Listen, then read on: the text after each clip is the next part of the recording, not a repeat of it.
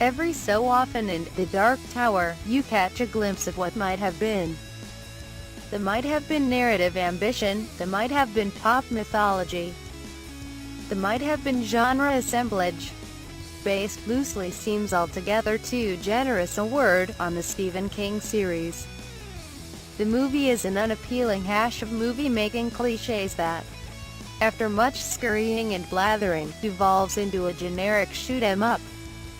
About the only thing holding it together is Idris Elba, whose irrepressible magnetism and Man of Stone solidity anchors this mess but can't redeem it. Mr. Elba plays the otherworldly Roland, whose name suggests the Arthurian legend with knights and so forth. On screen, though, Roland basically points, shoots and serves as an overqualified babysitter for Jake, Tom Taylor, a 14-year-old with psychic powers. He shines a la The Shining, who lives here and now on what Roland calls Keystone Earth. Roland, by contrast, lives in Midworld, an incoherent realm of foggy woods, digital boogeymen, cinematic illusions, slavering nods to Mr.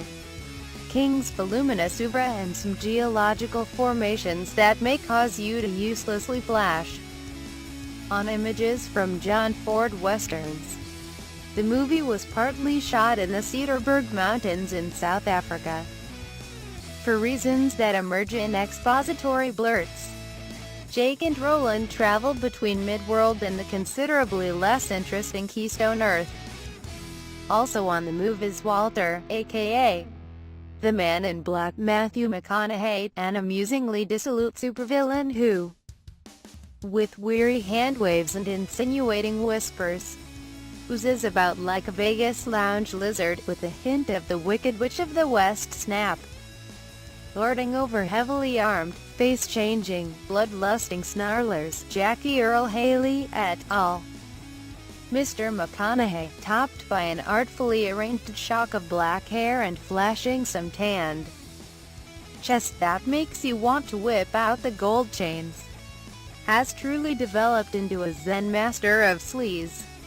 The title refers to a mysteriously woo-woo, sky-piercingly tall spire that somehow holds both the universe's various worlds and its monstrous threats in check. Walter wants to destroy the Dark Tower. Roland intends to protect it. Jake, who tends to look as confused as the audience may feel, doesn't yet have a mission, though giving this twerp a purpose, a kind of we hero's journey. Surrender, Jake, seems to be the endgame. It's a default solution, and reads like a cop-out. After all, if Stephen King hands you a complex fiction that turns pulpy tropes into a dense mythology with its own language and heavyweight heroes like Roland, wouldn't you run with at least some of it? The Dark Tower series can be traced to Mr. King's love of, among other inspirations, J.R.R. Tolkien's The Lord of the Rings novels, as well as Sergio Leone's masterly 1966 film, The Good, the Bad and the Ugly, which I suppose explains the duster Roland wears and an empty nod to spaghetti westerns. So, there's that. Mostly, there are clotted action scenes, gun fetishism, bad writing and stop-and-go rhythms that suggest a longer version may once have existed.